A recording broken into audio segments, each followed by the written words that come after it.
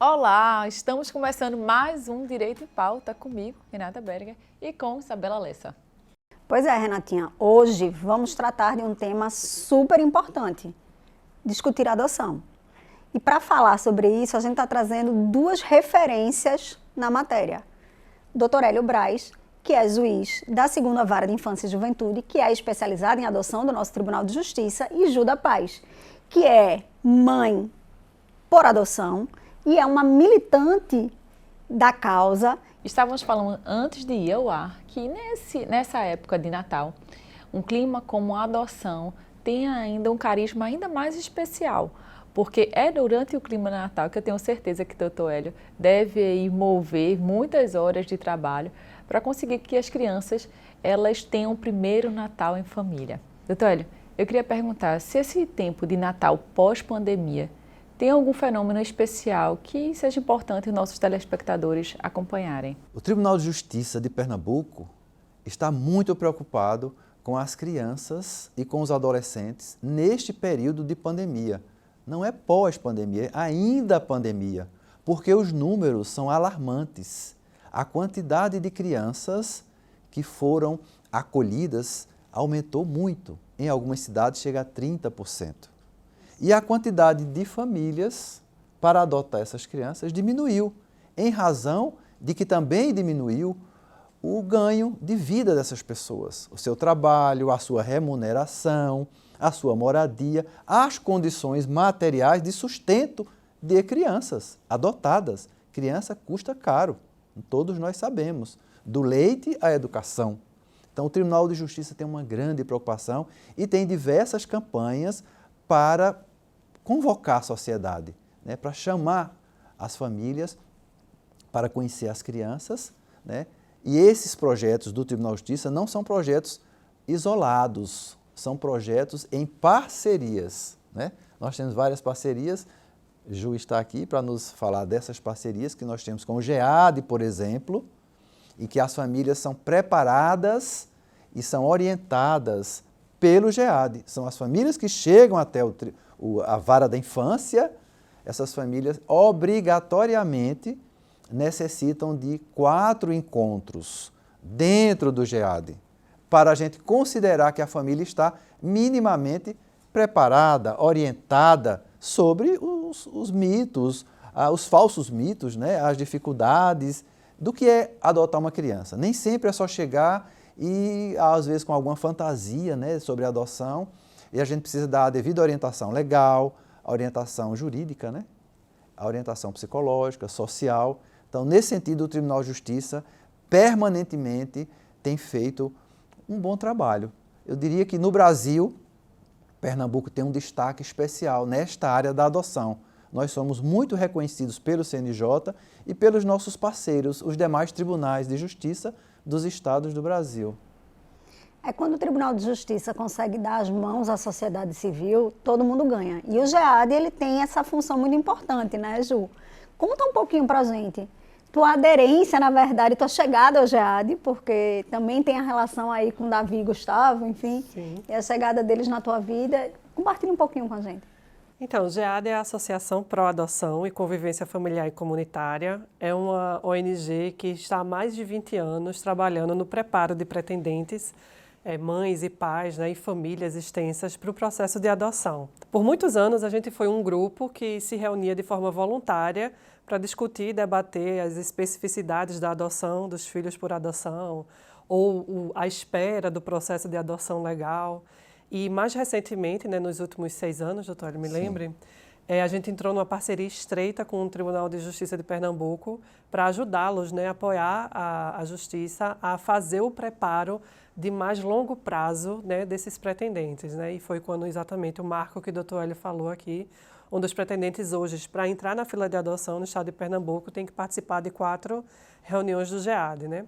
E o GEAD, ele é composto por isso, por pais e mães por adoção e pretendentes à adoção, que vão ali tratar dos temas que são comuns a todos nós e por qual todo pai e mãe por adoção vai passar um dia. Então, como é que a gente vai revelar para o meu filho que ele é adotado, né? Que ele foi adotado em algum momento? como a gente vai lidar com a escola nesse momento de, né, sobre a especificidade do nascimento dele, né? As escolas adoram fazer aqueles eventos de traga uma foto da sua mãe grávida, né?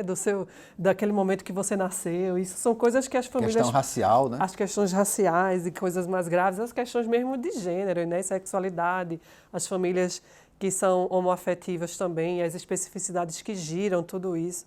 Então, o GEAD vai discutir todos esses temas com os pretendentes, né? E com as outras famílias que já passaram pela adoção e que são aquelas que ainda têm que conviver com alguns desafios, né? Os desafios são permanentes, assim, com o tempo. Então, essa parceria, né, nesse momento de pandemia também, ela se transforma, porque o GEAD foi lançado para o mundo virtual. A gente tinha encontros presenciais onde os pretendentes podiam conviver com as crianças, né, das famílias que já estavam constituídas e, geralmente, aquela convivência gerava mais flexibilidade nos perfis das crianças, né, pretendidas e tudo mais. E agora, no mundo virtual, a gente tem vamos dizer assim, um afastamento, né, dessas crianças que conviviam, que brincavam juntas ali, onde as famílias podiam ser apresentadas e tal. E talvez seja um fenômeno que a gente esteja observando agora também, né? Esse afastamento das famílias de verdade, né, dentro do GEAD Recife, possibilitando aí muitas imaginações em torno do perfil da criança adotada, que é um dos maiores trabalhos que a gente faz hoje, né? Ajudar os casais, né, os indivíduos que são pretendentes à adoção, definirem o seu perfil, entenderem por que querem adotar, entenderem todas as especificidades que envolvem a adoção, tanto antes como durante o processo de adoção e após ele ser concluído. E é óbvio que no mundo online há muitas distrações, né? Então, a gente também está lançado nesse mundo online que gerou muitas adoções no começo da pandemia. A gente estava comentando aqui offline, né? Nos primeiros 6 meses da pandemia, a gente viu um boom de adoções. Sim, as pessoas ficaram mais em casa. Isso. E olharam assim, se viram sozinhas. Se viram sozinhas. E disse, cadê a nossa família? Queremos crianças, né? Isso. E ao mesmo tempo que, como medida protetiva, os processos de adoção também Sim, foram... porque o risco da pandemia de crianças acolhidas que estavam em certo estado de aglomeração, né? Isso. Situações de acolhimento que tinham um número muito grande de crianças e a necessidade de que essa criança fosse protegida por uma família no processo de pandemia que era desconhecido para a gente. Que era completamente. Então, houve uma aceleração, é verdade. Isso, exato. Então, nesse processo a gente viu um boom, mas agora o doutor Hélio traz essa informação, né, de que falta famílias, né? Ou seja, eu vejo esse movimento econômico mesmo, né, que é muito relevante na decisão de uma família de fazer o processo de adoção, mas não é sine qua non, né? Nós temos várias famílias que, enfim, não são consideradas famílias nem de classe média, vamos dizer assim, que adotam e que passam por todo o processo. São os que mais adotam. E são os que mais adotam. Os que mais adotam famílias que não são da classe média alta, são famílias da classe média.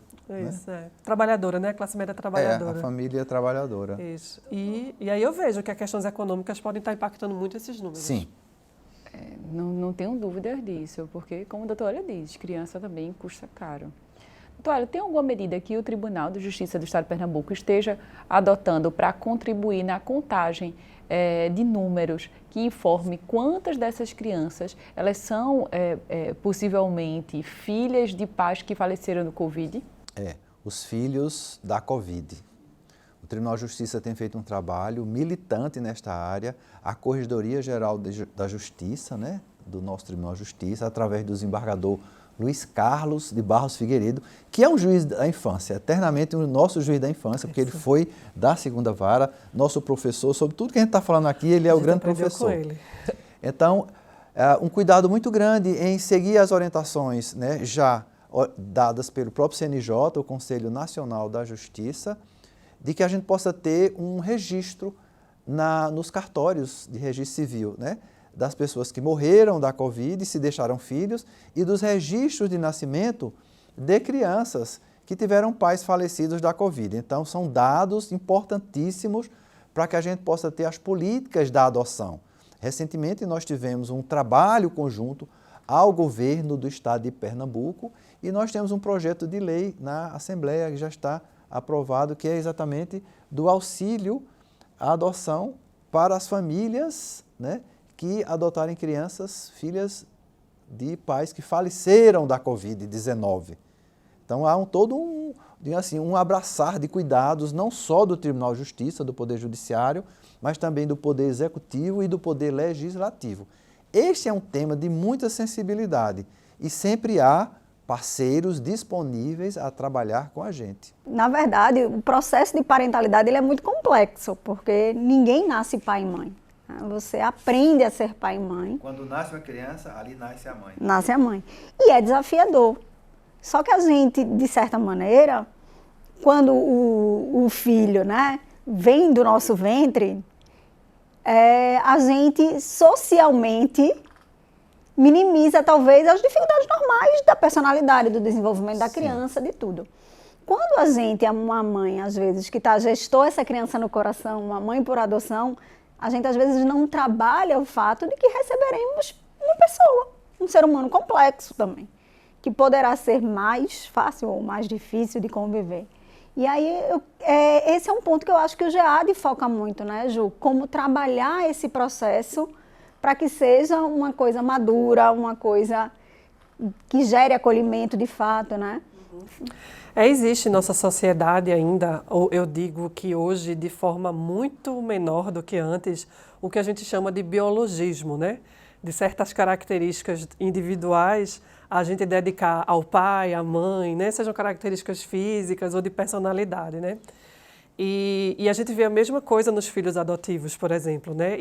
Meus filhos chegaram a 6 anos e agora eu tenho que conviver assim com pessoas dizendo, mas ele é muito parecido com você.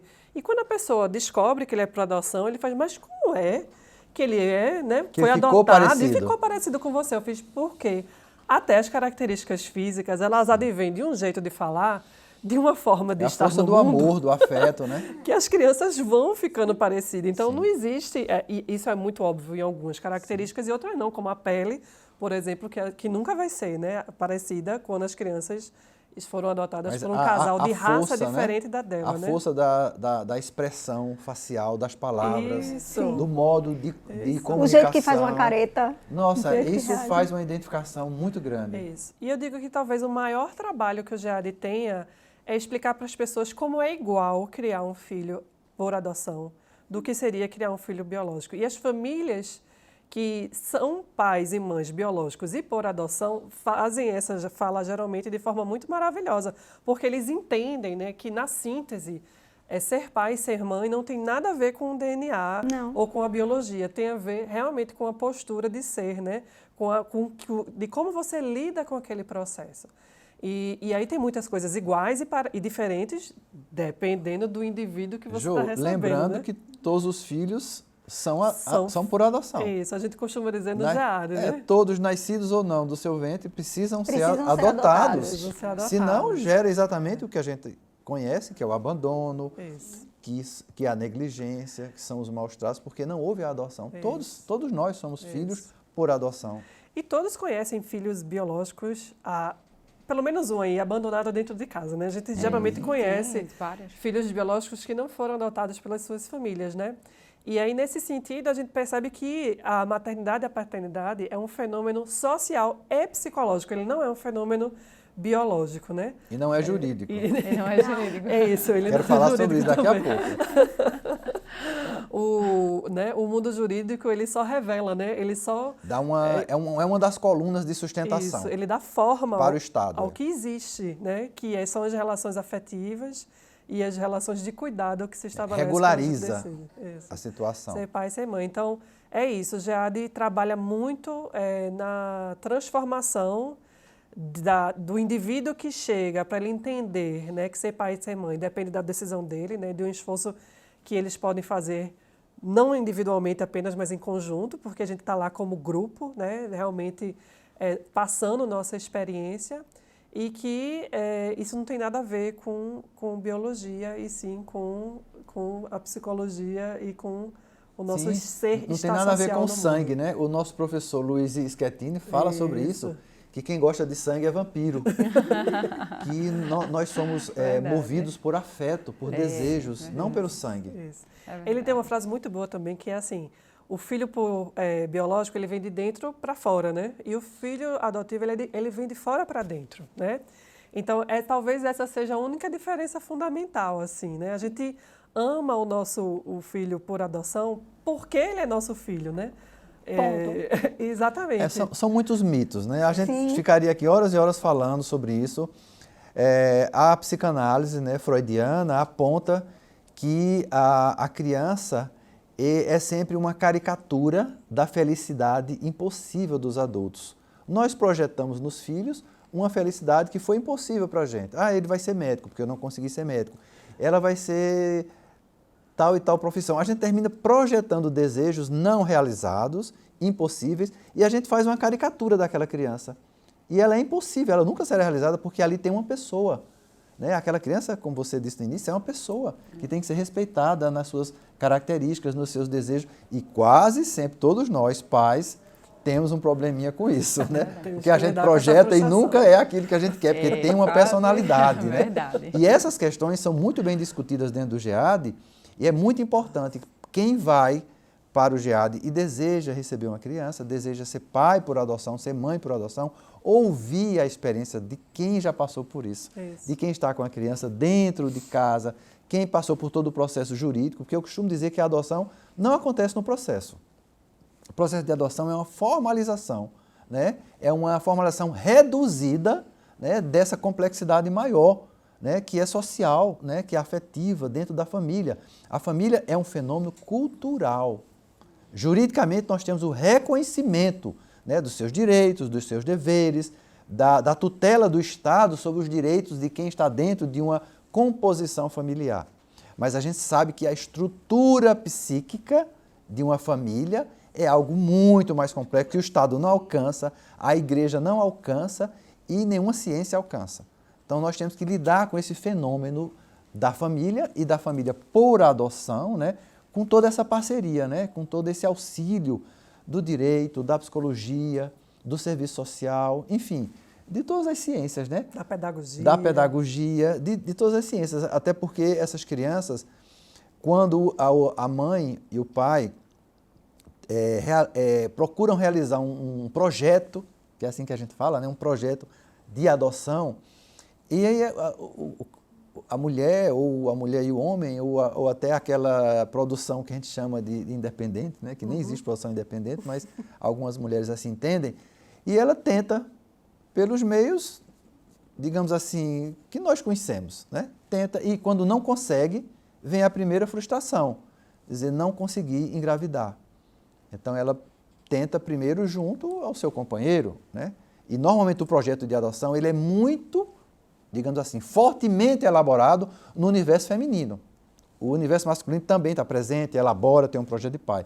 Mas ele tem uma elaboração mais sofisticada no universo feminino, tal qual é o mito da gravidez, o mito da espera de uma criança, que a mulher que recebe uma criança por adoção, ela passa por um processo, às vezes, de ter os seios entumecidos, de dar leite. Ela passa por processos como se ela estivesse grávida. Então, não é tão simples para o direito, muito menos para a gente que é do Poder Judiciário, que trabalha numa visão muito mais, digamos assim, objetiva. Então, essa mulher não consegue realizar esse desejo inicial desse universo feminino que é a maternidade, para posteriormente viver a maternagem. E aí, então, ela procura, ela solicitou isso a um homem, ao marido, seja quem for, e não consegue. Então, ela vai solicitar a medicina. Então, procura uma médica, um médico e solicita, pede mais uma ajuda. Ela já vai estressada, né? E aí o médico vai orientar e tratamentos, é caríssimo, e muitas vezes não consegue. E algumas, às vezes, vai pedir ajuda à religião, vai para a igreja, vai orar, vai pedir para ver se engravida, porque não conseguiu. Quando ela passa por esses 3 instantes, né, então ela diz, agora eu vou fazer uma adoção. E aí que essa família chega carregada de um grau de ansiedade muito alto. E nós temos que receber essas pessoas com a expertise, com o conhecimento, com muita paciência, porque essas pessoas querem a criança para ontem. São pessoas com 40, 50 anos, que estão num processo que iniciou lá aos 25, aos 30. Não é algo assim que aconteceu ontem, né? É um projeto já desejado. E aí, quem diz isso, que eu estou falando para vocês, é a psicanalista Edilene Queiroz, da Católica, da Clínica de Adoção da Católica, né? Do Sofia, o Serviço de Orientação e Filiação Adotiva. E essa narrativa dela é muito boa da gente trazer aqui, para vocês entenderem, para todos nós poder ter uma reflexão de quem são essas pessoas, sabe? São pessoas que vêm com um alto grau de sofrimento, um alto grau de frustração, um alto grau de ansiedade e carregada de amor, carregada de afeto. E a gente também às vezes nem sabe lidar muito com isso, né? Isso. E a gente está o tempo inteiro construindo e reconstruindo o nosso labor diário. Isso. E às vezes, então, com expectativas muito altas também. Isso, aí você imagina a criança, né? Que quando chega, quantas expectativas ela tem que cumprir, né? Tem que atender. Isso, e por isso que o GEAD tem um trabalho muito importante nesse sentido, porque ele vai exatamente falar dessa individualidade, né? Que não vai cumprir nenhuma outra função além de existir, de amar e ser amado, porque é para isso que a gente é filho, né? É para isso que a gente é pai e mãe, para amar e ser A caricatura amado. da felicidade é impossível, né? Segundo Freud. Isso, exatamente. Doutor Hélio, você mencionou há pouco que elas estão cheias de ansiedade. O tempo, ainda, juridicamente falando, é um dos principais desafios na adoção aqui no Brasil ou não? Isso vem melhorando? O Estatuto da Criança e do Adolescente sofreu uma grande reforma com relação ao tempo. Então, nós temos um tempo fatal de 120 dias para encerrar todos os processos de adoção, todos os processos de destituição, todos os processos de cadastramento junto ao SNA, que agora é o Serviço Nacional de Adoção e Acolhimento. Tá? Então, são 120 dias, a gente tem que correr. 120 dias, o processo não pode passar de 120 dias. Pode haver uma prorrogação uma só vez na destituição, porque às vezes a gente precisa recorrer na busca de familiares, de parentes, porque a lei dá prioridade aos familiares. A prioridade é essa, desde que haja, né, relações de afetividade e relações de aproximação. Né? Só por ser família não justifica que tenha que receber a criança. Nunca viu o pai, está distante da família, mora longe, a criança tem 3 anos, nunca viu a criança, não justifica, só porque é primo, só porque é tio, não justifica. Se eu tenho afetividade, se eu tenho afinidade, esses dois elementos, a afetividade e a afinidade com a criança, e eu sou parente, nota 10, você está na frente de todo mundo. A justiça reconhece esse afeto, esta afinidade e reconhece a relação biológica, sanguínea, né, digamos assim. E aí essa pessoa tem prioridade, porque, enfim, é a tradição, né? É a cultura, isso ainda está na lei, né? Ainda está. Isso é uma grande pauta, né? É uma grande pauta, né? Do biologismo, né? Isso. Mas o biologismo não existe sozinho. A lei não reconhece o biologismo sozinho. Isso. Acabou-se o tempo de dizer, se é de sangue, está na frente de todo mundo. Não. Tem que ter afeto e tem que ter afinidade. Se não tiver, não recebe. A gente não entrega a criança só pela questão sanguínea. Como diz o nosso doutor Luiz Schettini, quem gosta de sangue é vampiro. Renata, essa pergunta foi importante porque foi uma grande pauta, né, do Movimento Nacional por Adoção, que é encabeçado pela ANGAAD, a Associação Nacional dos Grupos de Apoio à Adoção, essa pauta de existir prazos, né, para o processo de adoção, que era uma coisa que não existia antes. Então, a gente está vendo, de fato, os processos se tornarem mais ágeis depois dessa nova legislação, né, nos últimos 3 anos, né, Sim. da própria implantação, né, do Sistema Nacional de Adoção e Acolhimento, enfim. Então, isso foi uma grande pauta e doutor Hélio puxou outra grande pauta, né, porque, de fato, esse entendimento claro, esse entendimento preciso que o doutor Hélio tem, é uma coisa muito típica daqui do estado de Pernambuco, onde a gente avançou muito, né, nos processos e nos entendimentos legais sobre a adoção, devido a pessoas como o doutor Luiz Carlos, a pessoas como o doutor Hélio, a doutora Hélia também, doutor Humberto, que trabalhou muito por isso. As promotoras de justiça. Isso, as promotoras de justiça, o próprio Excelente Ministério Público, time, enfim. E a gente não vê essa realidade A nos Defensoria Pública. Isso, a Defensoria Pública. Tem um time muito grande. As próprias casas de acolhimento Sim, também, casa de dessas acolhimento, parcerias. O CREAS, os conselheiros tutelares. Os conselheiros né? tutelares. É muita gente trabalhando nessa área. E se a gente pisa fora, né, desses limites de Pernambuco, a gente vê uma realidade muito diferente dessa. Então, de fato, o movimento ele é muito diverso, vamos dizer assim, né? E eu queria dizer assim que a gente tem muita sorte de estar falando desse mundo jurídico aqui no estado de Pernambuco. Dentro da UAB, né? Dentro da OAB, né, verdade. que é a casa, né, dos advogados, mas também falar assim para quem está de fora de Pernambuco que há muito trabalho para fazer, né, tanto dos grupos como do próprio sistema judiciário de avançar nessas discussões, de forma que a adoção... Estudar, né? Estudar, se instruir, vir para cá, né, doutor? Olha, a gente faz seminários, a gente faz congressos, né? A gente já fez muitas coisas juntos. Muito. Inclusive em parceria aqui com a OAB. Em parceria com a OAB, exatamente. Exatamente para expandir, né, essa clareza, esse entendimento que a gente tem aqui no estado de Pernambuco. E uma coisa importante que é para a gente dizer, Ju, é que a gente não busca uma criança para a família. A gente busca uma família para a criança. A ótica, o ponto de partida é o que a criança precisa, não é o que a família quer. Então a gente vai atrás de uma família para aquela criança. E a gente normalmente tem a ótica de, eu quero uma criança, vamos procurar uma criança para a família. Não, a ótica não é essa, né? Isso, a gente diz que a lei, quem tem direito a uma família é a criança, né? Tipo, nenhum adulto tem direito de ser pai e mãe, né? Tipo assim, Mas isso a criança é um desejo, tipo, não existe isso em canto nenhum. Isso é outro paradigma que a gente trabalha muito no GEAD, né? De que, por que demora tanto, né? Essa questão do prazo.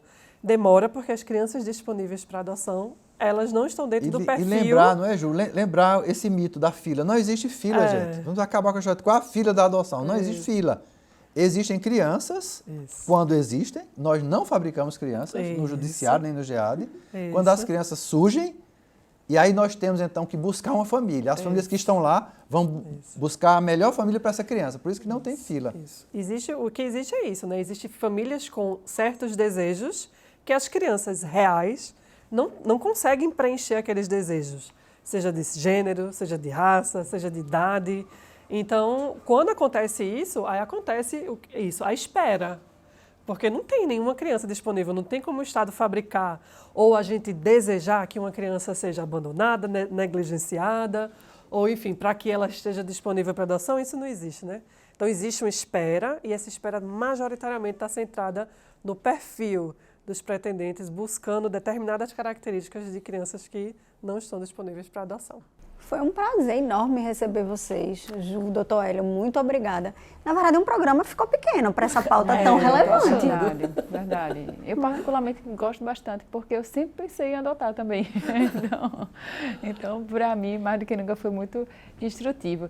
E eu vou até pedir licença aqui para a nossa diretora-geral e fazer um compromisso da gente colaborar nesse final de ano com parte da campanha de incentivo à adoção, divulgando esses números, né, Bela? Sim. Acho que a gente vai trabalhar Já estamos juntos. Nessa pauta para que a gente consiga aí deixar nossa pequena e singela contribuição para que a gente consiga transformar a sociedade num lugar cada vez melhor, mais justo, igualitário e principalmente para as nossas crianças. Isso. À disposição. Obrigada. Também. A gente que agradece. Muito obrigada a todos vocês e vocês que estão acompanhando. Espero que tenham gostado e até a próxima.